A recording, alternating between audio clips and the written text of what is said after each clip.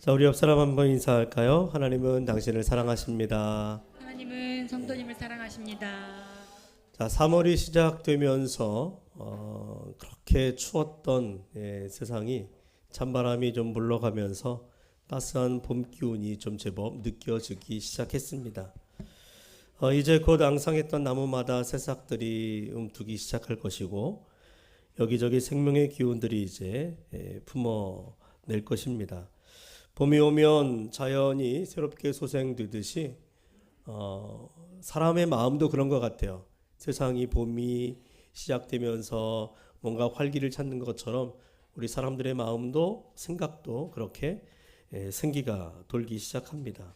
그래서 겨울에 움츠려들었던 몸과 마음이 따뜻한 햇살을 받으면서 새로워지고 깨어나고, 그래서 개구리가 잠에서 깨어나듯이 사람의 마음도 영혼도 깨어나는 것 같아요. 그러면서 새로운 도전을 꿈꿀 수 있는 뭔가 이 마음에 힘이 생겨지게 되고 다시 한번 힘을 내어 살아가고자 하는 그런 마음들이 솟아납니다. 여러분들도 다 그렇죠? 뭔가 새롭게 변화될 것 같은, 뭔가 할 수 있을 것 같은 그런 마음이 있지 않습니까? 자, 오늘 이 봄이 오는 길목에서 하나님 앞에 예배하는 여러분들에게도 마치 봄이 자연의 희망과 생명을 주듯 하나님의 크신 은혜가 임하기를 축복합니다. 우리 안에 있는 모든 근심과 염려, 두려움과 걱정들이 다 사라지고 하나님이 주시는 참된 평안과 기쁨이 충만하시기를 예수님의 이름으로 축원합니다. 자, 오늘 본문은 요한복음 15장 이 말씀 전체가 사실 이 포도나무 비유로 우리가 알고 있죠. 잘 알려져 있는 말씀입니다. 예수님은 1절에서 자신을 참 포도나무라고 그렇게 밝히고 있고, 또 아버지는 하나님이죠. 하나님은 누구라고 말합니까? 농부라고 말해요. 예수님은 참 포도나무, 또 하나님은 농부. 그럼 우리는 누굽니까? 자, 5절 말씀을 볼까요? 5절에 보니까 나는 포도나무요 너희는 가지라, 그렇게 얘기합니다. 자, 그러면 분명히 지금 이 비유가 설명이 되고 있습니다. 예수님은 포도나무, 또 하나님은 농부, 그리고 우리는 그 포도나무에 붙어 있는 가지입니다. 자, 여러분, 예수님은 이 비유를 통해서 우리에게 이 신앙생활에 너무나 중요한 원리를 가르쳐 주고 계세요. 그것은 바로 예수님 안에 거하라라는 것입니다. 자, 이 말씀 전체, 이 요한복음 15장 1절부터 27절까지의 말씀이 한 가지를 이야기하고 있는 것입니다. 그것은 나의 안에 거하라. 예수님 안에 거하라. 여러분, 신앙생활은 단순히 이렇게 교회에 와서 앉아 있는 거, 교회 안에 거하는 거, 여러분 이것 또한 물론 중요하죠. 예배는 신앙생활에 있어서 매우 중요한 부분입니다. 그러나 이것이 신앙의 본질은 아닌 거예요. 신앙생활의 본질은 예수님과의 친밀한 관계 속에서 살아가는 것입니다. 그분과 친밀한 관계를 맺고 그 안에서 살아가는 것이 신앙의 본질이에요. 우리가 교회를 오래 다니고 많은 예배에 참석하며 여러 봉사와 사역을 한다고 해도 예수님과의 친밀한 관계가 형성되지 않으면 우리 신앙은 몸이 건조할 수밖에 없습니다. 그냥 교회에 왔다 갔다 그 예배 드리고 가는 일, 이것 외에 주님과의 친밀한 관계가 있지 않으면 이 예배가 그 이상이 아닌 거예요. 그래서 신앙생활의 핵심은 단순한 종교적 행위가 아니라 살아계신 예수님과의 깊고 친밀한 교제 속에서 그분과 함께 동행하며 살아가셔야 돼요. 그 동행이 이루어질 때 우리는 진정한 신앙생활의 참맛을 알게 됩니다. 자, 오늘 말씀을 통해 여러분, 우리는 우리의 신앙이 다시 예수님 안에 깊이 뿌리내고 때리고 있는지를 한번 점검해 볼 수 있기를 바랍니다. 오늘 이 시간 나의 안에 거하라, 그건 나에게 와서 나와 함께 나의 품에 안겨라라고 말씀하시는 그 예수님의 초청의 말씀에 귀를 기울이면서 주님께 나아가 우리의 신앙이 더 깊어지는 그 은혜를 경험하게 되기를 예수님의 이름으로 축복합니다. 자, 오늘 포도나무 비유에서 다시 한번 물어볼까요? 포도원의 농부는 누굽니까? 하나님이세요. 자, 농부가 포도원에 포도나무를 심었죠. 포도나무가 그냥 자연히 나온 것이 아니라 포도원 농부가 심었습니다. 포도나무를 심은 목적은 무엇 때문이죠? 열매를 얻기 위해서입니다. 여러분, 하나님은 우리가 풍성한 열매를 맺는 삶을 살기를 원하십니다. 그런데 이 신앙의 열매는 결코 우리가 원한다고 생겨지는 것 아니고 우리가 노력하거나 어떤 행위를 통해서 만들어낼 수 있는 것이 아닙니다. 그것은 오늘 성경대로라면 우리가 예수님 안에 거할 때 자연스럽게 맺히게 되는 것입니다. 신앙의 열매는 우리가 예수님 안에 거할 때 자연스럽게 따라오는 것이죠. 자, 그렇다면 중요한 게 무엇입니까? 주님이 우리에게 열매 맺기를 원하시는데 그 열매를 맺기 위해서 우리는 예수님 안에 거하는 것. 우리가 예수님 안에 진정으로 거할 때 열매가 맺혀지게 된다라고 했는데, 그러면 예수님 안에 거한다는 것이 무엇인지를 우리가 알아야 되겠죠. 예수님 안에 거한다는 것이 무엇일까요? 자, 오늘 본문을 통해 우리는 예수님 안에 거하는 세 가지 중요한 원리를 배울 수 있습니다. 자, 이 말씀을 통해서 여러분들이 날마다 주님 안에 거하여 주님과 동행할 수 있는 신앙의 본질이 회복되는 삶이 되기를 축복합니다. 첫 번째 그 신앙의 원리는 예수님께 붙어 있어야 합니다. 예수님께 붙어 있어야 한다. 자, 예수님은 본문에서 자신을 포도나무라고 하시고 우리를 가지라고 했어요. 가지가 열매를 맺으려면 여러분 중요한 건 살아있는 가지여야 합니다. 그렇죠? 당연하죠. 가지가 말라 죽어있는 가지에는 아무리 그 가지가 굵고 크고 그래도 꽃도 잎도 열매도 필 수 없어요. 그래서 가지가 살아 있어야 합니다. 자, 가지가 살아 있으려면 어떻게 해야 됩니까? 나무에 붙어 있어야 돼요. 자, 이와 같이 예수님이 포도나무이고 우리가 가지라고 비유할 때에 우리가 가지로서 포도나무이신 예수님께 붙어 있어야 살 수 있습니다. 예수님에게서 떨어지면 영적으로 죽은 가지가 되는 것입니다. 가지가 포도나무에 붙어 있지 않으면 생명을 유지할 수 없듯이 우리가 예수님에게 붙어 있지 않으면, 우리가 주님과 지속적인 영적인 관계를 맺지 않으면 우리는 영적 생명을 유지할 수 없는 거예요. 우리가 예수님과의 관계를 지속적으로 유지해야 합니다. 어떻게 할 수 있을까요? 예배를 통해 기도하면서, 말씀을 묵상하면서 그분과의 인격적인 교제를 가질 때에 우리는 주님과의 관계를 유지할 수 있게 되는 것입니다. 자, 그런데 여러분 중요한 건요, 우리가 예수님께 붙어 있는다, 주님께 붙어 있는다 라고 하는 것은 단순히 이렇게 교회에 다니는 것만 의미하는 것은 아닐 것입니다. 예수님과 인격적인 관계를 맺고 그분을 더 깊이 신뢰하면서 매일의 삶에서 주님과 동행하는 삶을 살아가야 돼요. 예수님께 붙어 있지 않으면 우리는 신앙적으로 메마를 수밖에 없고 결국에 영적인 열매를 맺을 수 없습니다. 그러나 예수님께 우리가 온전히 붙어 있을 때 우리는 아름다운 신앙의 열매를 맺을 수 있게 됩니다. 자, 그래서 여러분 언제나 예수님께 딱 붙어서 주님께로부터 떨어지지 않는 그런 신앙인들 될 수 있기를 축복합니다. 자, 그런데 여러분 2절을 잘 보면 주님께 붙어 있는다라고 하는 것이 참 중요한데 그보다 더 중요한 것이 있어요. 자, 2절 한번 읽어볼까요? 시작.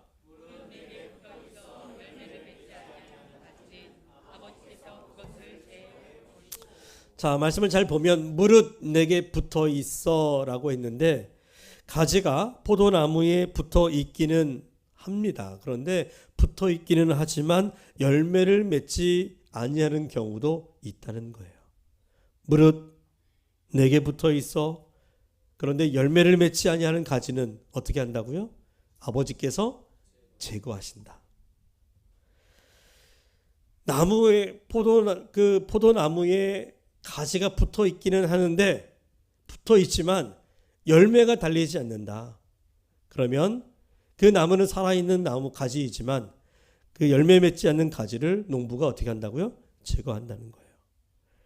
그래서 가지가 열매를 맺으려면 물론 일단 포도나무에 붙어 있어야 합니다. 그런데 포도나무에 붙어 있는다고 해서 다 열매를 맺는 것이 아니라고 말씀합니다. 여러분 실제로 포도원에 가면 이 포도 원 농부가 해마다 봄이 되면 하는 일, 중요한 일이 있어요. 그게 뭐냐면 가지 치는 일이에요.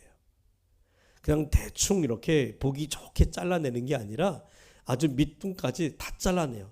그래서 봄에 가면 저게 포도나무인가 싶을 정도로 이 굵은 가지만 남겨놔요.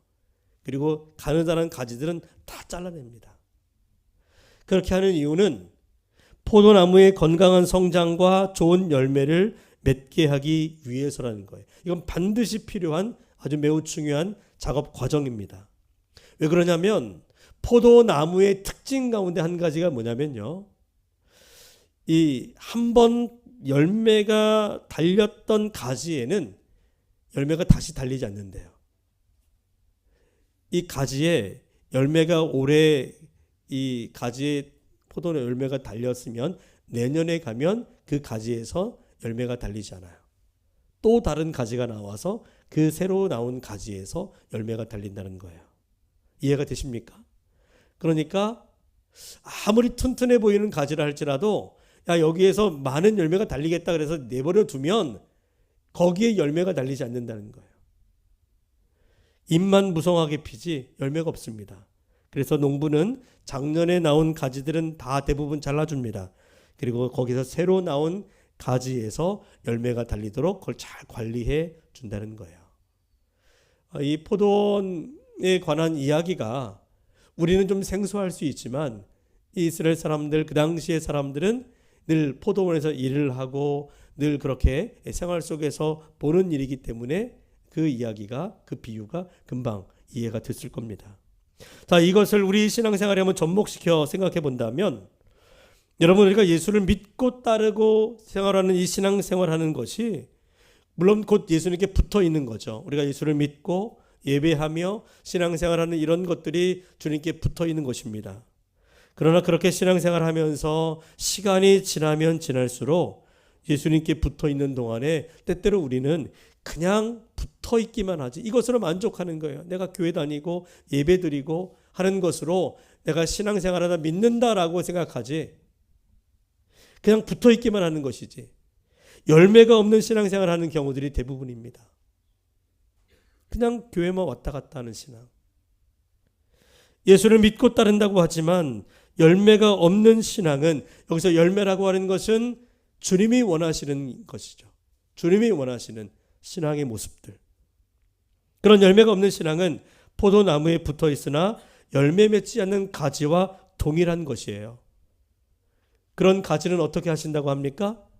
2절에서 물은 내게 붙어 있지만 열매를 맺지 아니하는 가지는 그것을 제거해 버리겠다. 심판이에요. 그러므로 여러분 우리는 주님께 붙어 있지만 그러나 그것으로 만족하지 말고 우리는 날마다 우리의 신앙을 점검해야 합니다. 어떻게? 내 신앙에 열매가 있는지 나는 정말 예수님께 붙어 있는가 아니면 겉으로만 신앙생활하고 있는가 나는 세상의 가치관을 따르고 있는가 아니면 예수님의 말씀을 따라 살아가고 있는가 그리고 여러분 예수님께 붙어 있다면 그것으로 만족할 것이 아니라 나의 신앙생활을 통해서 주님이 원하시는 열매를 맺고 있는지를 한번 돌아보십시오. 여러분 예수님은 여러분들에게 좋은 열매를 기대하십니다. 그러나 좋은 열매를 맺기 위해서는 우리가 반드시 예수님께 붙어 있어야겠죠. 그리고 우리의 믿음이 예수님께 뿌리를 깊이 내리고 주님과의 깊은 관계 속에서 자라갈 때에 우리는 주님이 원하시는 아름다운 열매를 맺을 수 있습니다. 여러분 모두가 참 포도나무 되시는 예수님께 온전히 붙어 있는 삶이 되어 하나님이 원하시는 아름다운 신앙의 열매들을 많이 맺게 되기를 예수님의 이름으로 축원합니다. 두 번째는 예수님의 말씀을 붙잡아야 합니다. 자, 우리 한번 7절을 볼까요? 7절 시작. 너희가 내 안에 거하고 내 말이 너희 안에 거하면 무엇이든지 원하는 대로 구하라 그리하면 이루리라. 여러분 우리가 예수님 안에 거하는 삶 여기서 말하죠. 너희가 내 안에 거하고 내 말이 내 말씀이 너희 안에 거하면, 우리가 예수님 안에 거한다는 것은 예수님의 말씀이 우리 안에 거하는 것입니다. 우리가 예수님께 붙어 있는 것뿐만 아니라 그 주님의 말씀이 우리 안에 거하는 삶, 이것이 예수님 안에 거하는 거예요. 예수님 안에 거하는 삶은 단순히 주님과의 가까워지고 친밀한 관계만 의미하는 것이 아니라 주님의 말씀을 내 마음에 새기고 그 말씀대로 살아가는 것이 중요한 거예요. 가지가 포도나무에 붙어 있을 때 그 가지가 생명을 얻고 열매를 맺으려면 나무로부터 영양분을 공급받아야죠. 아무리 나무에 붙어 있어도 이 영양분이 공급받지 않으면 나무에 붙어 있지만 말라 죽습니다. 때로 그런 나무들 볼 수 있지요. 큰 나무인데 어느 가지는 이상하게 말라 있고 죽어 있는 가지들 보면은 제대로 영향을 받지 못했기 때문에 그런 거죠.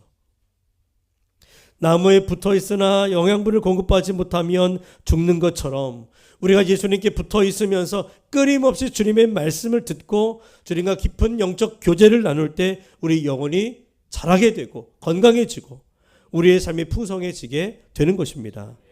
우리가 예수님의 말씀을 붙잡고 살아갈 때 하나님이 우리의 기도에 응답하시고 풍성한 열매를 맺게 하십니다. 자, 여러분, 오늘 말씀을 보면 이 포도나무의 비유에서 주님이 특히나 강조하시는 단어가 있습니다. 끊임없이 계속해서 반복하는 단어가 나오죠. 그게 뭐냐면 거하다라는 거예요. 거하다. 이 거하다를 이 성경의 원어로는 메노라고 하는데 이 메노라고 하는 뜻은 머무르다, 거주하다, 정착하다, 이제 그런 뜻이에요. 메노, 거하다라고 하는 말이 그렇게 쓰였는데, 그래서 거하다라고 하는 말은 잠깐 왔다가 그냥 돌아가는 것이 아닙니다. 와서 거기에 머무르는 거예요. 아예 거주하여 그곳에 정착해서 사는 것을 의미합니다. 주님 안에 거한다는 게 무엇입니까? 주님 앞에 잠깐 왔다가 인사하고 가는 게 아니라 그분 안에 우리가 거주하는 거. 아예 주님 안에, 품 안에 정착해서 사는 것입니다. 그래서 여러분, 예수님 안에 거한다는 것은 예수님과 함께 사는 거예요. 예수님과 함께 산다. 자, 여러분, 예수님과 함께 한 집에서 살면 어떨 것 같아요? 좋을 것 같아요? 정말 좋을까요? 예수님과 한 집에서 상상해 보십시오. 한 방에서 함께 산다. 예수님과 함께 자고, 예수님과 함께 한 식탁에서 밥을 먹고, 예수님과 함께 TV도 보고, 눕기도 하고, 또 일이 있어서 예수님과 함께 외출도 하고, 예수님과 함께 일도 하고, 그렇게 내 삶의 모든 것을 다 예수님과 함께 한다라고 한번 생각해 보십시오. 좋을 것 같아요? 여러분들의 집에서 가족들과 함께 이렇게 있을 때, 아무도 없고 가족들만 같이 있을 때 여러분 마음이 불편합니까? 편합니까? 몰라요? 가족들이 다 어렵게 느껴집니까? 네. 가족들과 함께 있으면서 눈치 보고 괜히 가족들이 나 흉볼까 봐 조심하게 되고 그런 거 없잖아요. 집이 세상에서 제일 편하지 않습니까? 밖에서는 그래도 체면도 좀 차려야 되니까 어렵죠. 사람들 눈치도 보고, 예? 그렇게 이제 조심하게 되는 거 아닙니까? 근데 집에서는 가족들 눈치 볼 게 없잖아요. 가족들이 있지만 창피한 거 있습니까? 그런 거 없잖아요. 속옷만 입고도 돌아다닐 수 있고, 예, 돌아다니면서 막 있다가도 배가 좀 그러면 거북하면 방구도 좀 끼고, 예? 그런 거 할 수 있잖아요. 자고 일어나서 머리가 막 엉클어지고 산발이 되어도 그러고도 돌아다닐 수 있는 거예요. 그러나 가족이 아닌 다른 누군가와 한 공간에 있으면 아무리 친해도 불편해요. 제가 지난주에 목회자 수양회를 다녀왔는데 거기 가서 다른 목사님 부부랑 같은 방을 쓰게 됐어요. 따로따로 쓰는 게 아니라 같은 방에 이제 두 부부가 이제 들어가는 거예요. 물론 이제 각 방을 썼지만 거실도 같이 써야 되고 화장실이 하나예요. 화장실도 같이 써야 돼. 이게 얼마나 불편한지. 그러니까 평소에 아주 가깝게 지내는 편한 분이세요. 근데 같은 공간에 있으니까 조심하게 되는 거죠. 화장실 가는 것도 조심하게 되고, 잠에 잘 때 내 코를 골까봐 또 조심하게 되고. 근데 아침에 일어나면 뭔 코를 그렇게 고냐고. 그 얘기를 들으면 얼마나 민망하던지. 여러분, 예수님과 함께 거한다는 것은 예수님과 함께 한 집에 사는 걸 의미하는 거잖아요. 함께.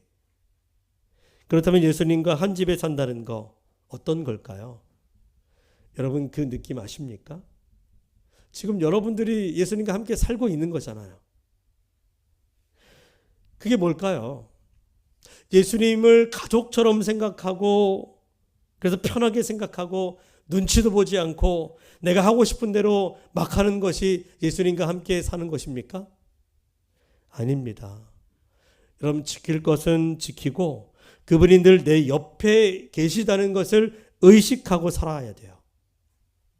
그것이 예수님 안에 거하고 예수님이 내 안에 거하는 사람의 진정한 신앙인의 모습입니다. 여러분, 담임 목사가 여러분들의 집에 가서 일주일씩 지낸다고 한번 생각해 보십시오. 끔찍하죠. 아유, 오던지 말던지 전 신경 안 써요. 이럴 분들은 없을 겁니다. 자, 이제 제가 3월 말부터 봄맞이 대신방을 할 겁니다. 이러니 벌써 막 걱정하시는 분들이 계신 것 같은데, 신방을 갈 거예요. 제가 신방을 가면 여러분 부담 되시잖아요. 그죠? 그런데 제가 여러분들 집에 가서 이 집 참 좋다, 한 일주일 좀 살다 가야 되겠다, 그러면 여러분 어떨까요? 좋아할 사람 아무도 없다는 걸 저는 너무나 잘 압니다. 왜? 저를 싫어해서가 아니에요. 그죠?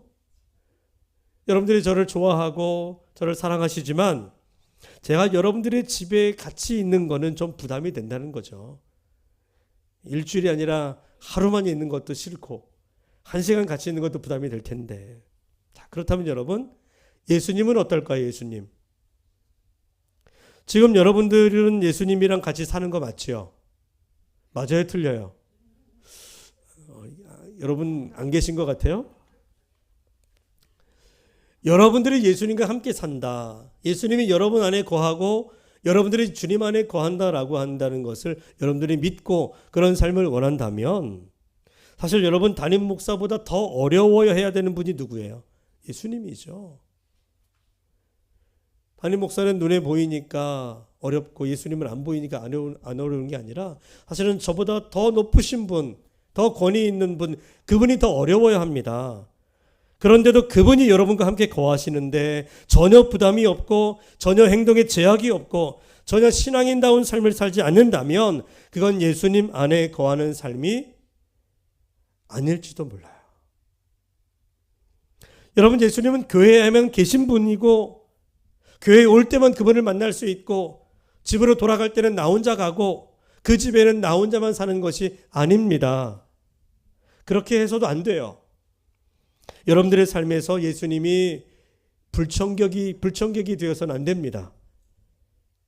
주님이 내 안에, 내가 주님 안에 거하는 삶을 여러분들이 살고자 한다면 정말 그만큼 주님과 친밀해져야 돼요. 그만큼 주님과의 마음이 맞아야 합니다. 예수님이 여러분 때문에 불편해지지 않도록 그분을 잘 배려하고, 예수님이 우리 집에 오신 거니까 나한테 맞추라고가 아니라 내 인생의 주인이신 그분이 우리에게 오셨으니 우리가 그분에게 맞추는 삶을 살아야 합니다. 그렇게 내가 예수님을 모시고 살아갈 때 비로소 예수님과 함께 살아도 전혀 어렵지 않고 오히려 그분으로 인해 내가 기쁨을 얻고 행복할 수 있다면 여러분, 그것이 진정으로 주님 안에 거하는 참 기쁨으로 신앙생활하는 사람들의 모습일 것입니다. 그러면 그러한 사람의 삶에는요, 자연스럽게 많은 신앙의 열매가 맺혀지게 돼요. 내가 노력하지 않아도, 내가 애써 뭔가 신앙의 열매를 만들려고 애를 쓰지 않아도 주님이 내 안에 거하고 내가 주님 안에 거하기를 기뻐하면서 그런 참된 관계를 맺으며 살아갈 때에 그 삶에는 자연히 주님이 원하시는 아름다운 신앙의 열매들이 맺혀지게 될 것입니다. 여러분들이 그렇게 주님과 늘 친밀한 교제를 이루며 주님 안에 또 주님이 내 안에 그렇게 함께 더불어 살아갈 수 있는 복된 삶이 되기를 축복합니다. 세 번째는 예수님처럼 서로 사랑해야 합니다. 자, 여러분, 포도원의 농부이신 하나님이 포도나무를 심었어요. 어디에? 포도원에. 자, 포도원은 어디입니까? 포도원은 이 세상이에요. 그래서 하나님이, 농부이신 하나님이 하늘에 계신 예수님을 이 세상으로 보내셨잖아요. 이 세상 포도원에 포도나무이신 예수님을 심으셨어요. 왜 하나님이 예수님을 포도나무를 이 세상 포도원에 심으셨을까? 왜 예수님을 이 세상에 보내셨습니까? 그 이유가 뭘까요? 예수님이 왜 세상에 오셨습니까? 요한복음 3장 16절에 분명히 그 이유를 밝히고 있죠. 하나님이 세상을 이처럼 사랑하사. 그래서 하나님이 예수님을 이 땅에 보내신 거예요. 포도나무이신 예수님을 이 땅에 심으신 거예요. 그리고 그렇게 사랑으로 오신 예수님은 이 세상에 사는 동안에 그 하나님의 사랑을 실천하셨습니다. 어떻게 실천하셨나요? 끝까지 사랑하셨죠. 죽기까지 사랑하면서 우리를 향하신 하나님의 사랑을 확증하셨습니다. 그러면서 마지막으로 이 주님께서 하나님께로 다시 돌아가시기 전에 제자들에게 하시는 말씀이 오늘 이 요한복음 15장을 포함한 13장, 14장, 15장, 16장, 17장까지 계속해서 이어지는 다락방에서 행하시는 예수님의 말씀들. 예수님이 행하셨던 이 다락방 설교. 거기에서 정말 예수님이 강조하셨던 것 한 가지가 뭐냐면 서로 사랑하라는 거예요.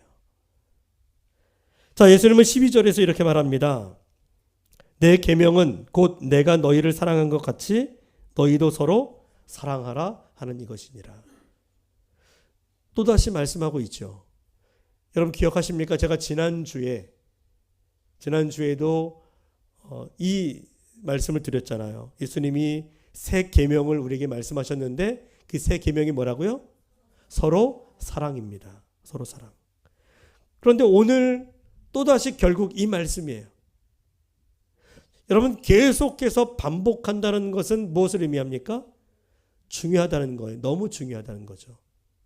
강조하는 거예요. 앞서 말했지만 요한복음 15장은 예수님이 이 세상을 떠나시기 전에 마지막으로 제자들에게 이 남겨질 제자들, 홀로 남겨질 제자들이 주님이 맡기신 사명을 온전히 감당할 수 있도록 굳건하게 믿음 가운데 서게 하시도록 그들의 믿음을 강화시키는 설교를 하셨던 소위 다락방 강화 설교인데, 이 설교를 통해서 예수님이 제자들에게 마지막으로 남기고자 했던 마지막 교훈, 그게 뭐라고요? 서로 사랑하라. 서로 사랑하라. 그래서 예수님 안에 거하는 삶은 곧 서로 사랑하는 삶입니다. 예수님이 우리를 사랑하신 것처럼 우리도 서로 사랑하며 살아야 합니다. 여러분, 농부이신 하나님께서 포도나무의 가지인 우리가 어떤 열매를 맺기를 원하실까요? 어떤 열매입니까? 사랑의 열매예요. 사랑의 열매. 우리 가지인 우리 삶에서 맺혀져야 될 신앙의 열매, 가장 큰 대표적인 열매가 있다면 바로 사랑의 열매가 되어야 한다는 것입니다. 참 나무이신 예수님에게 붙어서 그 사랑을 받고 살았으니 우리도 이 세상 사는 동안에 사랑의 열매를 맺으며 살아야 되는데, 여러분 특별히 어떤 사랑입니까? 어떤 사랑? 위로는 누구를 사랑해요? 하나님을 사랑하고, 옆으로는 이웃을 사랑하고, 안으로는 서로 사랑해. 서로 사랑. 여러분 사랑은 감정이 아니잖아요. 내가 너 사랑해, 내가 너를 좋아해, 이런 마음만 표현하는 것이 사랑이 아닙니다. 사랑은 결단이고 행동이에요. 내가 실제로 용서하고 이해하고 다른 사람을 섬길 때 우리는 예수님의 사랑을 실천하는 것입니다. 여러분, 우리가 주님 안에 거할 때 정말 중요한 것은 서로 사랑하는 거예요. 사랑하는 것. 주님 안에서 살면서 서로 사랑하지 못하면 어떨까요? 여러분 한 집에 살면서 형제들이 맨날 으르렁거리고 싸우면 그 형제들, 자식들 싸우는 모습들을 보는 부모의 마음은 어떻습니까? 잘 싸운다, 누가 이기나 보자 그러는 부모 있어요? 자식들이 서로 싸울 때 그것처럼 그렇게 마음 아프고 안타까운 건 없죠. 부모의 마음에서. 주님이 보실 때 우리가 주님 안에 거하는 한 형제, 한 가족들 아닙니까? 그런데 주님 안에서 서로 사랑하지 못하고 서로 싸우고 갈등을 일으키고 분열한다면 그 모습을 바라보시는 주님의 마음은 얼마나 아프실까? 그러므로 여러분, 우리가 주님 안에 거하는 것 물론 중요합니다. 너무나 좋죠. 근데 주님 안에 거하며 주님 안에서 주님과 함께 살면서 정말 중요한 것은 서로 뭐 해야 돼요? 사랑하며 살아야 합니다. 그게 주님이 기뻐하시는 거예요. 자, 9절을 읽어볼까요? 9절. 자, 시작. 나를 사랑하신 것 같이 나도 너희를 사랑하였으니 나의 사랑 안에 거하라. 자, 아버지께서 나를 사랑하신 것 같이 나를 사랑했다. 누굽니까? 예수님이죠. 그러니까 하나님이 예수님을 사랑하셨어요. 자, 그랬더니 예수님 또 이렇게 얘기하십니다. 나도 너희를 사랑하였으니. 예수님이 제자들을 사랑해요. 그리고는 나의 사랑 안에 거하라, 서로 사랑해라 라고 말씀하십니다. 그러면서 제자들 너희들도 서로 사랑해야 된다 라고 얘기하시는 거예요. 하나님이 예수님을 사랑하시고 그 사랑으로 예수님이 제자들을 사랑하시고 제자들은 예수님께 받은 그 사랑으로 서로 사랑하고 그렇게 사랑 안에서 하나가 되는 것을 주님이 원하셨던 것입니다. 이것을 그림으로 표현하면 이런 그림이 될 것 같아요. 저는 이것이 바로 하나님이 꿈꾸시고 이 땅에 이루기 원하시는 하나님 나라라고 생각해요. 하나님으로부터 사랑을 받은 예수님이 그 사랑을 제자들에게 전해주시고 사랑으로 품어주셨죠. 제자들은 제자들끼리 서로 사랑하면서 그 사랑을 돈독하게 했고 그리고 그 사랑을 세상 가운데 흘려보내면서 세상을 사랑하고 세상의 모든 사람들이 다시 하나님을 사랑하는 것. 이 사랑 안에 이 사랑으로 온전히 하나 되는 나라가 하나님 나라라고 하는 것입니다. 하나님이 이걸 꿈꾸시고 사랑으로 이 세상을 품으시고 지금도 그 사랑으로 우리와 함께 하십니다. 예수님이 우리 안에 우리에게 원하시는 진정한 제자의 삶이란 바로 이거예요. 사랑으로 살아가는 것, 서로 사랑하는 것. 사랑하는 여러분, 우리가 오늘 예수님의 말씀처럼 예수님 안에 거하면서 사랑의 열매를 맺으며 살아갈 때 우리에게 주시는 약속의 말씀이 있습니다.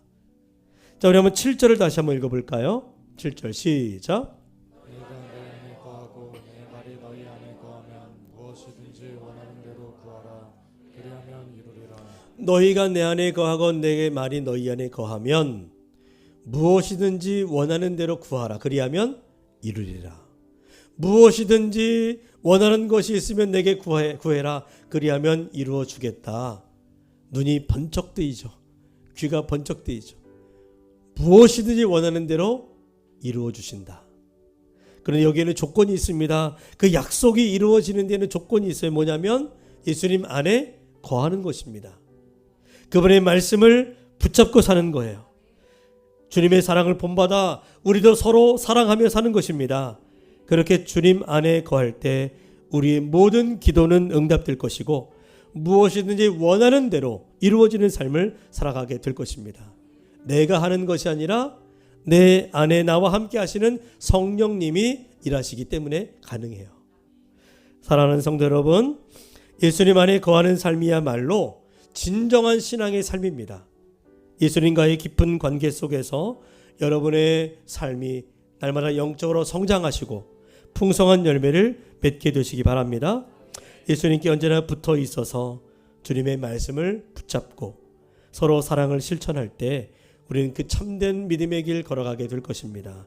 자, 우리 모두 성령님 안에서 그분의 인도하심을 따라 예수님 안에 거하는 삶을 날마다 살아갈 수 있게 되기를 주의 이름으로 간절히 축원합니다.